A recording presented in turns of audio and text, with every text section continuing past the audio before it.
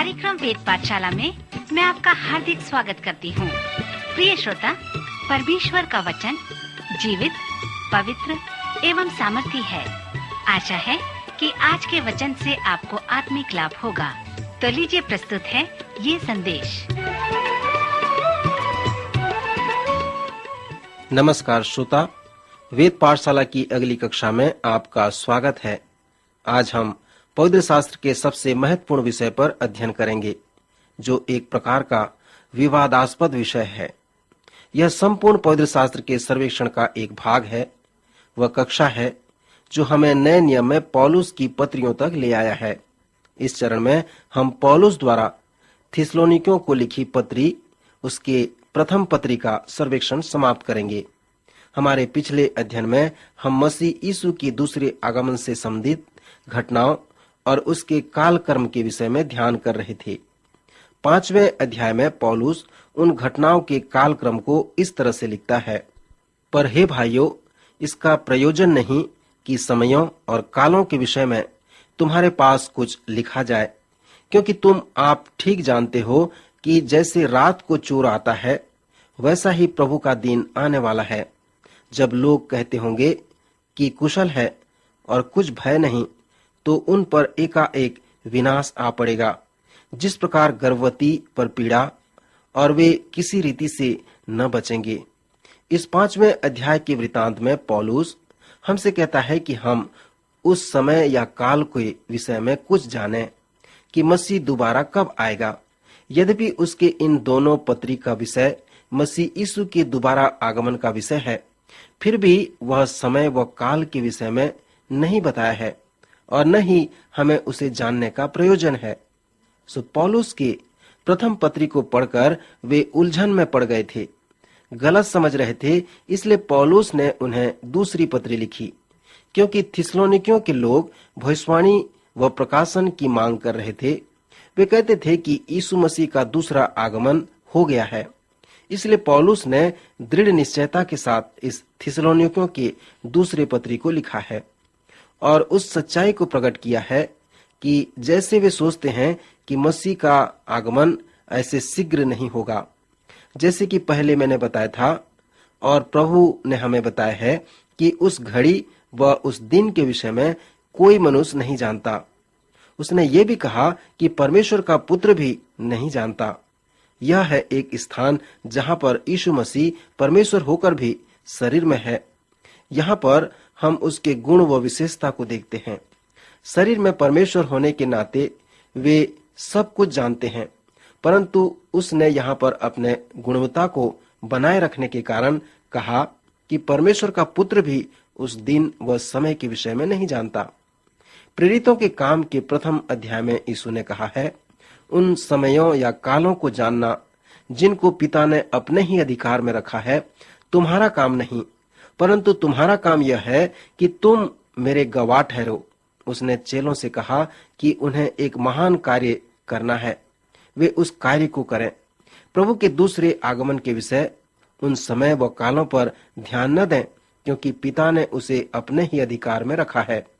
फिर 5वें अध्याय में आगे पौलुस उन लोगों से कहता है, पर हे भाइयों, तुम तो अंधकार में नहीं हो कि वह दिन तुम पर चोर की नाई आ पड़े, क्योंकि तुम सब ज्योति के संतान और दिन के संतान हो। हम न रात के हैं न अंधकार के हैं। इसलिए हम औरों की नाई सोते न रहें, पर जागते और सावधान रहें। मत्ती के 24 अध्याय में हम पढ़ते हैं कि तुम लड़ाई इसकी चर्चा सुनोगे, पर देखो घबरा न जाना, क्योंकि इनका होना अवश्य है, परंतु उस समय अंत न होगा। और जब राज्य का यह सुसमाचार सारे जगत में प्रचार किया जाएगा कि सब जातियों पर गवाही हो, तब अंत आ जाएगा। सो यहाँ पर थिस्सलुनीकियों के 5वें अध्याय में पौलुस कहता है कि तुम ज्योति के संतान हो, दिन के संतान हो, रात के और अंधकार के नहीं हो। सो औरों की नाई सोते न रहो, पर जागते रहो और सावधान रहो। D.L. मूडी ने कहा है कि यह संसार एक डूबने वाले जहाज की तरह है। सो मेरा कार्य ये नहीं कि मैं जहाज की रक्षा करूं या उस पर पॉलिश लगाऊं, परंतु उस जहाज में बैठे अधिक से अधिक लोगों को बचा लूं। इसके पहले कि जहाज डूब जाए और लोग मर जाएं, मैं अधिक से अधिक लोगों को मरने से बचा लूं। सो यीशु मसीह के दूसरे आगमन से संबंधित डीएल मूडी ने अपने व्यक्तिगत जीवन में पवित्र शास्त्र के उस शिक्षा को लागू किया है। श्रोता मित्र, जैसे आप मसीह के दूसरे आगमन के विषय में सभी वचनों का अध्ययन करते हैं, तो आप ब्रह्मांड और पृथ्वी के विषय में भी क्या विश्वास करते हैं?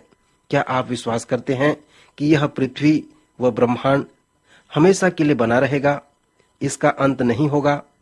यीशु ने कहा, आकाश व पृथ्वी टल जाएंगे।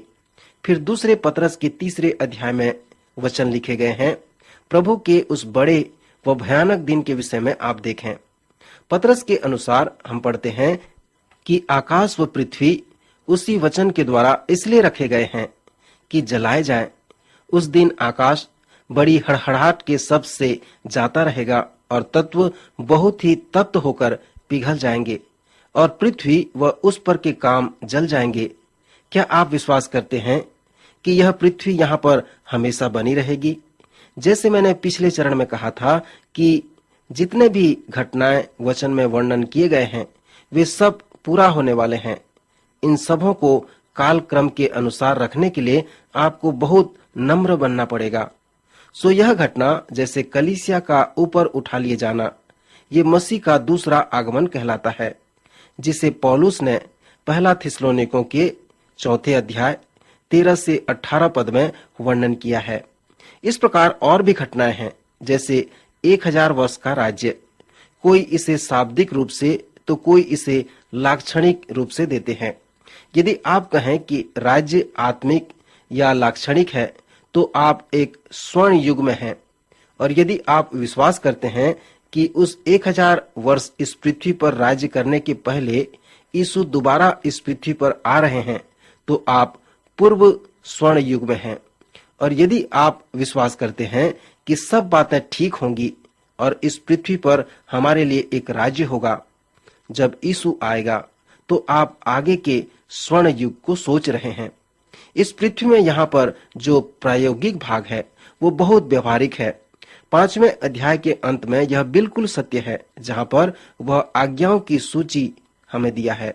यीशु के दोबारा आगमन से संबंधित बताया है। उस आज्ञाओं के यहाँ कुछ उदाहरण हैं। हम तुमसे विनती करते हैं कि जो तुम में परिश्रम करते हैं और प्रभु में तुम्हारे अगुवे हैं और तुम्हें शिक्षा देते हैं, उनकी मानो और उनके काम के कारण प्रेम के साथ उनको बहुत ही आदर के योग्य समझो, आपस में मेल मिलाप से रहो। ध्यान रहे कि पौलुस थिस्सलुनीकियों के विश्वासियों को, ये जो 3 सप्ताह वहां पर वो रहा, कलीसिया के लोगों को लिखता है। फिर पौलुस निरंतर याद करता है और कहता है, तुम में झगड़े न हो। हे भाइयों, जो ठीक चाल नहीं चलते उनको समझाओ, कायरों को ढाढ़स दो, निर्बलों को संभालो, सबकी ओर सहनशीलता दिखाओ। सावधान, कोई किसी से बुराई के बदले बुराई न करे, पर सदा भलाई करने पर तत्पर रहे। आपस में और सबसे मिलकर भलाई ही करने की चेष्टा करो।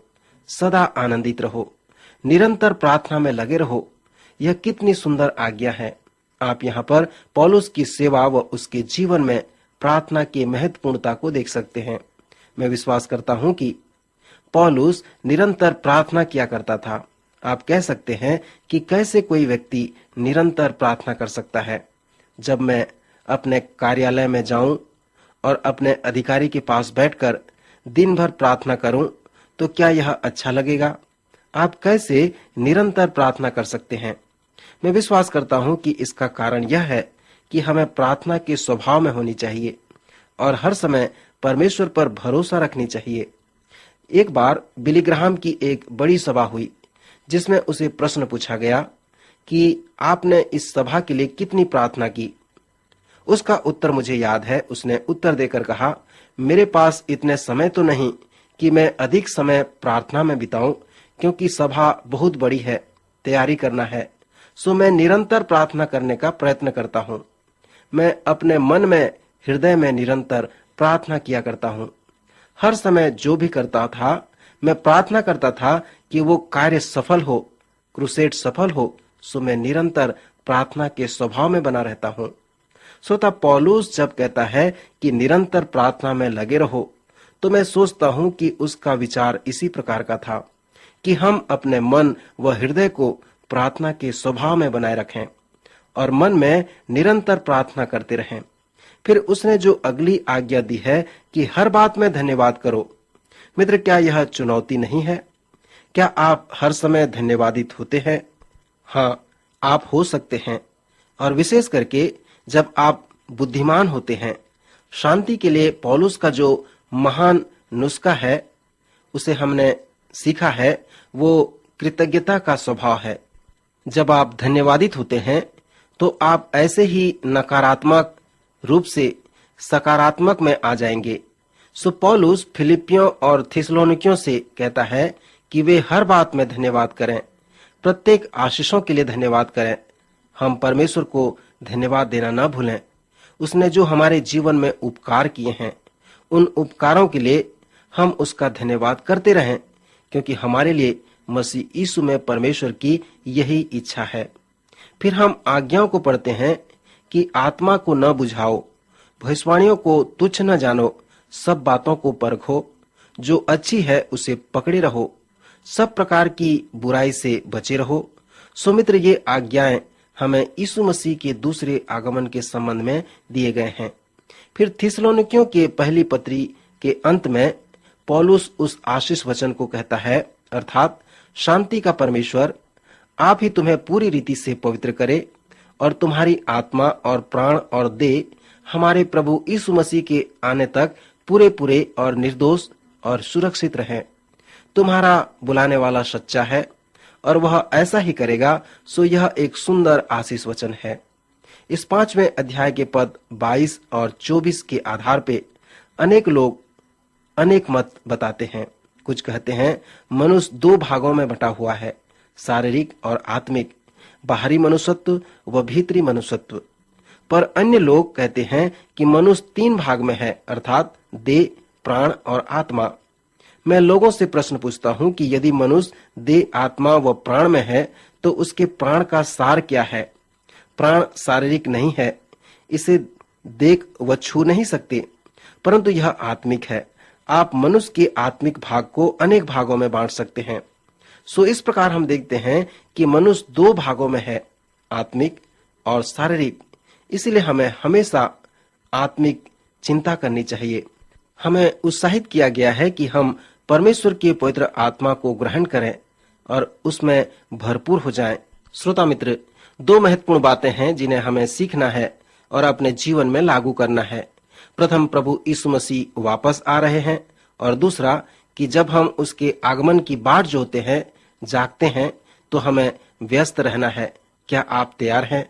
क्या आप परमेश्वर की इच्छा को अपने जीवन में मानते हैं? उस पर चलने के लिए तैयार हैं? अगले कार्यक्रम में फिर से मिलेंगे। प्रभु आपको आशीष दे। अभी आप सुन रहे थे कार्यक्रम वेद पाठशाला। श्रोता, हमें विश्वास है कि इस कार्यक्रम के द्वारा आपको आशीष मिली है। यदि इस कार्यक्रम के विषय में अधिक जानकारी प्राप्त करना चाहते हैं या बाइबल अध्ययन से संबंधित कोई प्रश्न हमसे पूछना चाहते हैं, तो आप हमें इस पते पर लिखें। हमारा पता है कार्यक्रम वेद पाठशाला, post box number 713, EN post, Faridabad 7। पता एक बार फिर सुन लीजिए। कार्यक्रम वेद पाठशाला, post box number 713, EN post, Faridabad 7। आज के कार्यक्रम का समय यहीं पर समाप्त होता है। अगले कार्यक्रम में आपसे फिर भेंट होगी। तब तक के लिए नमस्कार।